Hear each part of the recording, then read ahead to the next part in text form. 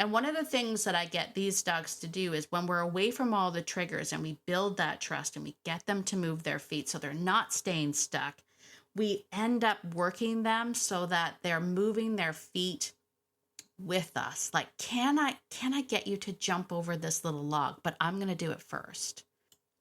Yes, we are getting back into it today. The secret sauce of all the different dogonalities. If you have a sensitive soul, this one is for you. Let's get into it. Ready to have a calm and peaceful life with your dog without the stress of those fear-based behaviors? Hi, I'm Tracy, and I've been there, overwhelmed by all the conflicting dog training advice and unsure of what to do next. But now I help dog lovers like you simplify your life with your dog by building confidence naturally, fostering trust, and addressing those fear-based challenges. So, if you're ready, stop chopping those chicken wieners and let's get to it.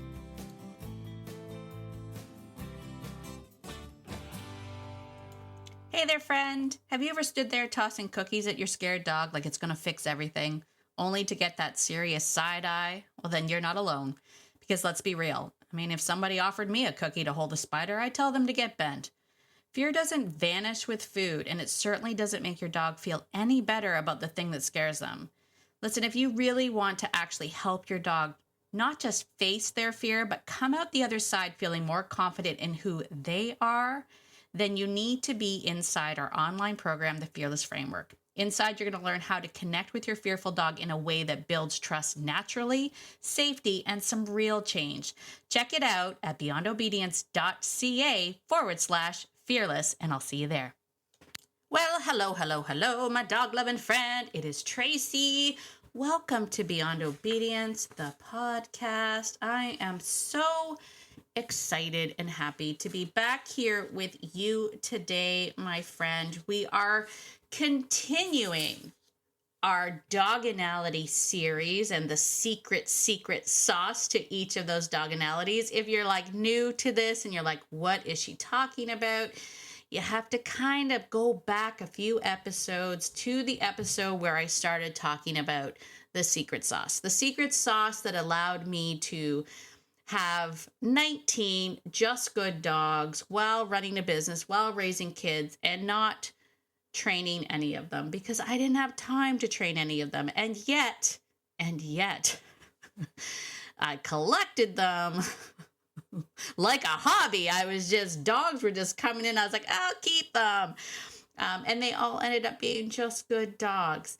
And while it took me a while to kind of, accept the fact that that might be a thing, that there was something that I was doing that allowed me to have that good luck, right?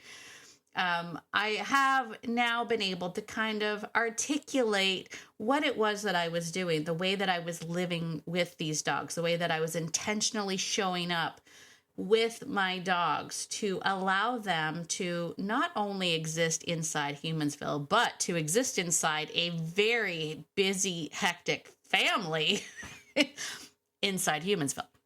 So that episode is the secret sauce. I should actually find out the number of it. Why haven't I done that? I know there's so many much more professional podcasters than me that have all that information. They probably have a team, though. I should say they probably have a team that does all that ahead of time and just lets them know. Because anyway, I digress. It's just me and Paisley. We're doing the best we can. All right. So you just have to go back a few episodes. The episode is called The Secret Sauce. And just to quickly recap, the secret sauce and how I lived intentionally with 19 dogs literally breaks down to what I call my foundation of relationship or foundation of partnership. It was originally relationship. I don't want to confuse people. The foundation of relationship has 3 fundamental foundation blocks. The first one is leadership, the villainized word of leadership, where one side of the dog training community will tell you to avoid me at all costs because I said the word leadership. So that must mean that I must beat my dogs. It's ridiculous. Leadership isn't a bad word. It is not only something that you should do, it is something that you must do. You must lead your dog through a human experience. It would be unfair to not lead them through a human experience. You invited this dog into Humansville. You need to guide them. You need to lead them through this experience. So leadership is the first one. The next one is relevance, this idea that we need to not only ask a dog to respect and be relevant to us, but we need to be relevant to the dog.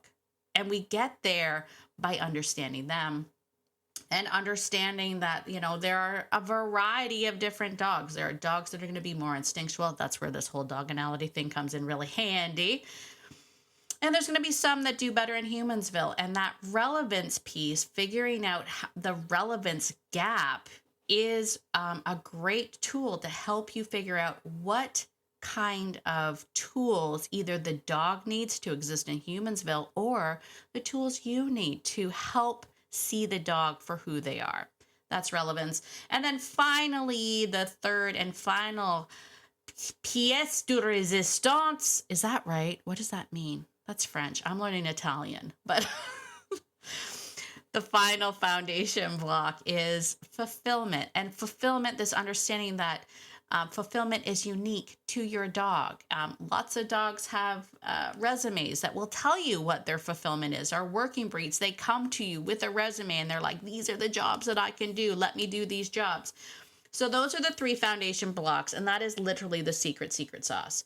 My leadership style is different for every dog. I don't have the same leadership style for every dog. My relevance is different for every dog.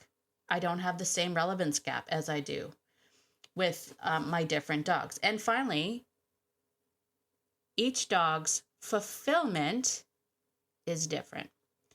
And once you start to recognize that, once you see that for what it is, living with dogs becomes very, very easy. And it gets easier and easier to just bring home more and more dogs. So do not get your husband yelling at me if you start being like, I can bring home 8 dogs because I understand it now. Don't be doing that. Don't be blaming me. Okay. So that's the secret sauce. But now we're going to go one level deeper and we are going to discuss the difference between the different Dogonalities. And what I am saying is the secret sauce to each Dogonality. So if you missed last week, we covered the left brains. Okay. And if you're also joining and you're like, what is she talking about? Dogonalities. That no big deal. You're not behind. I can help you out with that. You just need to go to beyondobedience.ca/quiz. Go to beyondobedience.ca/quiz. Take the Dogonality quiz. Okay. Remember to answer that quiz like you would before you did any training with the dog. We're looking for the dog's innate qualities. So I want you to think about your dog. Like if one of the questions is, would your dog run after and chase after squirrels? And you're like, no, because I trained them not to. I don't want you to answer that way. I want you to answer the way your dog would have before training. Okay. Because we're getting their innate qualities. Then once you get your dog's Dogonality, you're going to get a bunch of emails from me, which is super awesome, to give you a little bit more insight to those dogs. But today on the podcast, we're going to be talking about the different Dogonalities. So last week we covered the left brain. So very, very quickly, in case you're like, I don't have time right now, I just want to know the answers, Tracy. The Dogonality is a quadrant. Okay, on the one axis we have left brain and right brain. Left brain is the thinking side of the brain. Right brain is the instinctual side of the brain. This isn't actually an anatomy lesson, so I know it's not the left and the right. I just say that for simplicity's sake. And then on the other axis, we have extrovert and introvert. The extroverts like to move their feet. The introverts don't. Shout out to Pirelli. If any of my horse people out there are like, this sounds like a lot like Horsenality. It is. I took their framework. Thank you, Pirelli, for that. And I adapted it to dogs. Difference being prey versus predator, all that good stuff. This is a really fast recap, okay, so that you know what's going on. All right, so last week we talked about the left brains. We talked about the thinking dogs. We talked about the difference between the left brain introvert and the left brain extrovert, and the secret sauce that lights them up. If you missed those episodes, please go back. It's good. I think it's good. Even if your dog isn't a left brain, I think it's good to sort of get to know all the Dogonalities, and you'll start to see it. This is one of the lines that I say inside the Fearless framework for all my students that are in there. When we start working on this stuff and and just as a side, like we're going to get like even deeper in this inside the Fearless framework, because we're going to start now with Zooms, and we're going to be doing some video analysis. But when you start to see this, when you start to see it, you can't unsee it. And I've mentioned this to my students, and they always come back and they're like, I see it everywhere. It's like unlocking a secret code or secret language, right? The language of dogs. You start to see this conversation all over the place. And once you start to see it, you can't unsee it. Okay, so it's kind of cool. So buckle in. All right, so last week we did left brain. Today on the podcast, we are going to the other side. We're going to the right side. The right brain is the instinctual side of the dog. Now, I think it's always important to point out that this is fluid. Okay, dogs can move, and obviously do move in and out of left brain and right brain all the time. Even if you have a left brain introvert, you can, depending on circumstances, they can become very right brained in a moment. So we're not talking about a static thing like your dog is always stuck this way. This is a fluid thing. Okay, but what we're saying is for these dogs, they default to a more right brain existence. And so while we are, trying to pull them into left brain, they tend to like default back to right brain. All right, so today we are talking about the RBIs, the right brain introverts, or as we like to call them, the sensitive souls. Now, I too have a right brain introvert. I'm going to mention this sort of from the get-go if you're taking notes. I went back and forth when I was developing this model, because the right brain side it can be challenging, because that's the survival instinct side, right?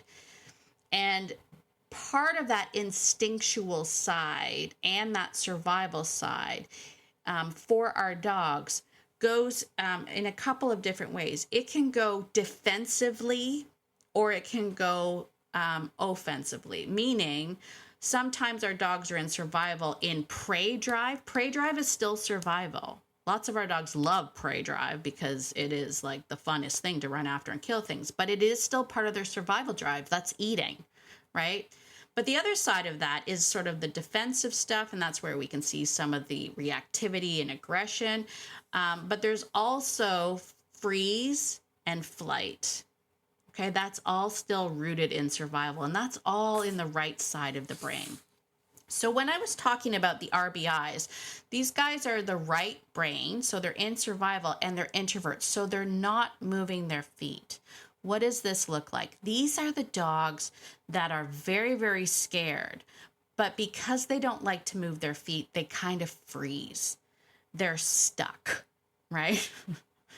So they're stuck in this freeze survival mode. But this stillness really starts to build a lot of anxiety. So think about them in this way. They're stuck, they're frozen, they don't know what to do, so they're in freeze, but internally they are freaking out. Internally, there's a lot of systems kicking in. They just haven't had the ability for that system to make their muscles move yet. But the anxiety that is built from that stillness starts to build and build and build. And the unfortunate thing for the RBIs is that often this stillness is considered obedient or sweet, right? These are the dogs that when they're approached by a stranger and you're out on a walk with them, they'll sit beside you and they'll be like, uh-oh. And they'll sit there and the person will say, oh, can I pet your dog? And your dog doesn't move. And that person approaches them.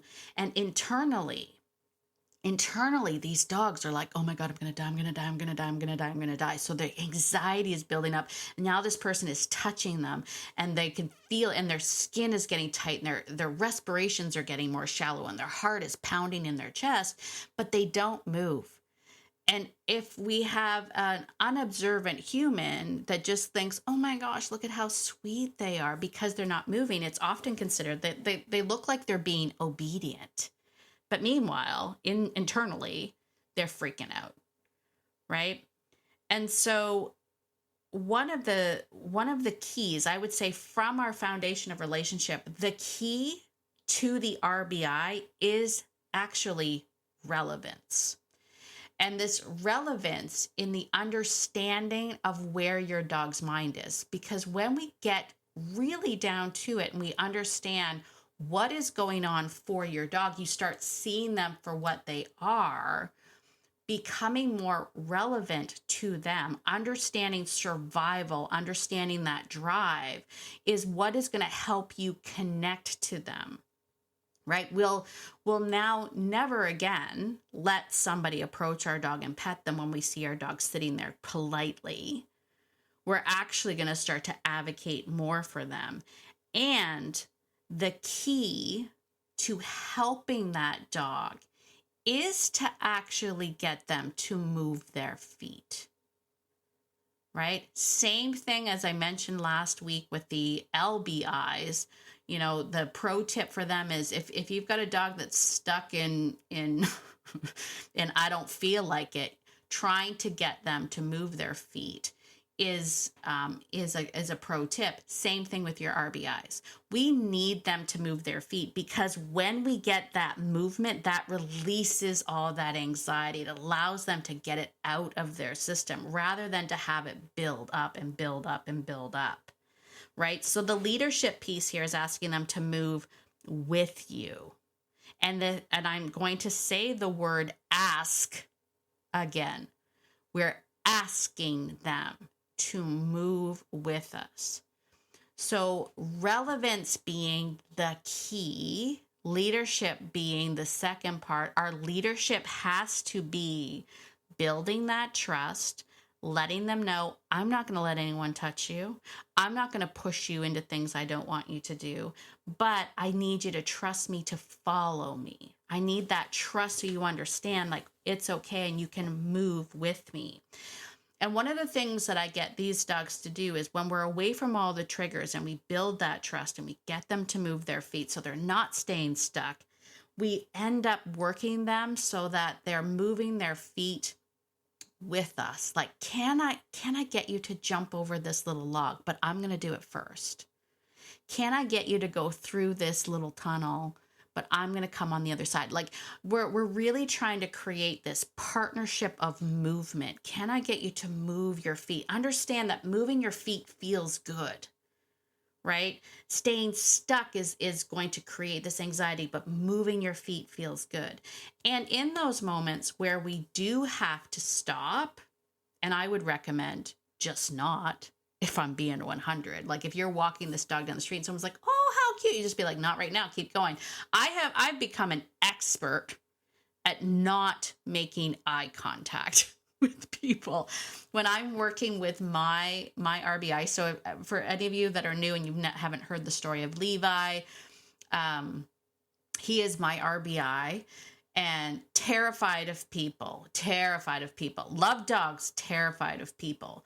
And so, when I was if I was out with him, I would just keep moving and I just wouldn't make eye contact with him. And I got him to learn this idea of switching sides back and forth. So when I got him to move, when we were on our own, one of the things I taught him was to move behind me to the other side. And I just kept doing this as a fun little game. Move over here and move over here, move over here, and moving his feet so that it was almost like a little dance. Why did I teach him this? Because when we were out in public, if I saw a person, I would move him to the other side, behind me, to let him know, I got you. I'm going to put myself in between you and the thing that's scary, right? But we've practiced this moving behind so often that it was like second nature for him to just move behind me and keep his feet moving. And if it meant that if I knew that, if I could kind of sense that person was really eyeballing us and be like, oh, how cute, or if they had a dog or whatnot, I would move really far away. I would make it so obvious to that person that, one, I'm not talking to you, and two, I'm not stopping. And did sometimes people get angry with that, or sometimes people say something or mutter something under their breath? I don't care. Say what you want. Call it what you want. I don't care. But the whole process of earning this trust with him started with me, just him and I building trust outside of the triggers, building trust. Now, full disclosure, if you have heard the story of Levi, because he loved dogs, I bridged this with dogs. I'm not going to lie. I cheated with him. Right. This would be a lot harder for a dog that doesn't like dogs or people. You'd have to really spend a lot of one-on-one time. But I'm telling you, the key to that is building that relevance, understanding his fearful dog mind, understanding his fearful dog mind or her fearful dog mind. You have to get into the mind of the fearful dog. You need that relevance. If you don't understand how the fearful dog mind works, you're going to have a hard time being relevant to that dog, right? Because fearful dogs look at us and they go, you don't see any of the threats. You don't get anything that's going on, right? We're just sitting there going them, oh, you're fine, you're fine, you're fine, you're okay, you're okay, you're okay, tossing cookies at them. And they're going, you don't see it. You don't get it. You don't understand the threats that are here. Because at the end of the day, it doesn't matter if you don't think it's a threat, if your fearful dog does. And if you're at a stage in your trust cycle where your dog doesn't trust you yet because you have not seen threats and they don't believe you have what it takes, and you're just telling them it's okay, they're going to be like, you're a liar. You're a liar, and I don't believe you, right? So once we understand, when we understand the fearful dog's mind, now we can start to see, we see everything differently. When I'm with my fearful dogs, both Rue and Levi, Rue's also fearful of people, I get down at their level and I look at the world from their thing, and I will see it then. I'll be like, oh yeah, if you get down at that dog's level and look at the world from down here, things are a lot more scary. Things are a lot more scary. Do yourself a favor. Do yourself a favor if you really want to try this exercise, and then let me know if you tried it. I want you to sort of crouch down and then have somebody like, your significant other or whatnot approach you, stand over top of you and pet your head. Tell me that does not feel intimidating. Tell me that does not feel intimidating. Maybe not as intimidating because it's your significant other and you know them, but imagine if a stranger did that. Imagine if a stranger did that. Right? So the key to the sensitive soul is we have to understand them. We have to meet them where they are, and that's through relevance. And then our leadership, we get movement through leadership, asking them, not telling them. We're not pushing them. We're not dragging them. We're not putting a lot of leash. We're going to ask them, can you come over here? So all of that work that I did with him when Levi and when he finally let me touch him, and I will say it was over 10 days of him being with me before he even came near enough for me to touch him.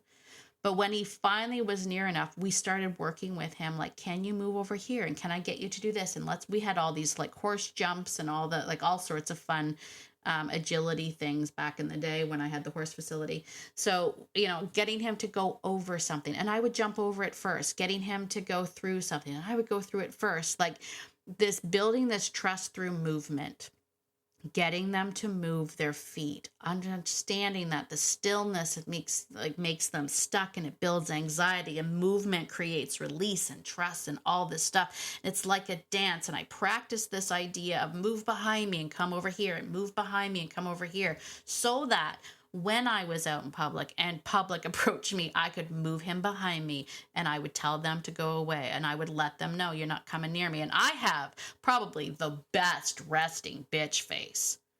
I have the best resting bitch face. So lots of people are like, don't go near her. She's scary. She's scary. I used to always hate it. As a sidebar, I used to always hate it because people always ask me if I'm okay or what's wrong. And I'm like, nothing's wrong. This is just my face. Like, does anyone else have that? Nothing's wrong with me. This is just the way my face goes. This is how I look when I rest, But it does come in handy when you're out walking a dog and you don't want people to approach you. So for those of us that have the really, really good resting bitch face, just wear it with pride if you're working with an RBI. So there you go. When we move, we release it. we release the stress. We release all that built up anxiety. Okay. Now, listen, if you have an RBI, if you are someone that has an RBI, I'm going to invite you personally. You need to be in the Fearless Framework. Please come join us in the Fearless Framework. If you don't have an RBI and you want to join us in the Fearless Framework, you're more than welcome to. But I'm telling you, if you have an RBI, you should already be in the Fearless Framework. Why aren't you there? And the reason for that is because inside that program, you're going to learn about how dogs manage fear. You're going to be able to really get to know that fearful dog mind. So, and when you understand it, you're going to be like, okay, you're going to see it everywhere. You're going to see how they process stuff. And you're going to be like, I get it now. You're going to know when to step in and when to step out, right? There are times when we need to step in 100%, but there are times when we just need them to get through it. We need to be the calm, confident cheerleader, silent cheerleader. Don't be like all like, woohoo, you're doing it, right? But you need to be the calm, confident, silent cheerleader that is this presence for them that's like, I got your back, buddy, but you can do this. Because nothing makes me more happy or more proud when I see a fearful dog get over something, when something startles them and they're like, I'm going to die. And we just work our way through it. I'm not throwing food at it. I'm not throwing treats at it. I'm not trying to make you feel better about the emotional. Like, I just want you to get to the other side, because getting to the other side of that fearful trigger is what helps build resilient dogs. That's what helps build resilient dogs. Making them feel better about the trigger by giving them food. I mean, what happens when you don't have food, right? What happens when you don't have food? And lots of dogs go through it just for the food. RBIs don't generally tend to go through it for the food, if I'm being honest with you. They don't. Or if you've got a really like severe RBI, you can toss a steak at them. They're not picking it up, right? If you know, you know, right? Because I've had that. I've been in that frustrating spot because I used to do that. I used to be like, here's food, try food. And I throw food at the thing that scares them. And I'm like, and they're like, they're just sitting at me like, I'm not going to get that. The thing's scary, right? So, you know, when food fails, you're like, I've got nothing left. That's the problem with food. You know, you don't have it, or if you don't have it. Here's the thing, my friend. Hear me when I say this. You can be the reason and the reward in your dog's life. It's not just a tagline for the sake of being a cool tagline with some cool alliteration. You can be the reason and the reward, because you're always there. You're always there. When you start to build this relationship where you are the reason and the reward in your dog's life, you're always there. You don't have to depend on having a pocket full of treats. If you have treats, great. And I use treats, just not in the same way. But you're always there. And you are the reason and the reward. You can be both. It's amazing. All right. I hope that helps. I hope that was a long one. The RBIs are kind of, they're kind of my jam. Like I have a deep love for them. They're not as popular. Not popular, that's not what I mean. They're not as common, according to my Dogonality quiz results. The RBIs aren't quite as, I think they're the least common ones that have come up as for people that are taking the quiz. But if you have one, if you know, you know. And so if you do have one, come to the Fearless Framework. Like I'm not even saying it's shameless plug. It's not a plug. The answers are there for you. That's where the answers are. You got to be in the Fearless Framework. And if you come now before July 1st, extra bonuses for you. Extra bonuses for you. Can't even with that. I'm told not to do it. I'm doing it anyway. Sometimes I'm talking myself out of it. All right, listen. If you enjoyed this podcast, please be sure to share it with all your dog-loving friends. Go on to Apple, give me a 5-star written review, because that really does help to push the podcast out to more and more people. And that's really what I want. I want to reach as many people as possible. I want to help people understand dogs so that living with your dog is easy. And then everything you want to do on top of that, you can. If you're someone that's like, I really like obedience, great. It'll be so much easier once you get this. It'll be so much easier. Obedience is a snap when you have this foundation. It's a snap. It's easy. It's easy, right? Anyway, I digress. Listen, you know I love you. So I want you to do me a favor today. I want you to get out there and be the person that your dog thinks you are. Because your dog thinks that you're amazing, because you are the reason and the reward. Your dog thinks you're amazing, and so do I. Have a fantastic day, my dog-loving friend, and I will see you in the next episode. Bye for now.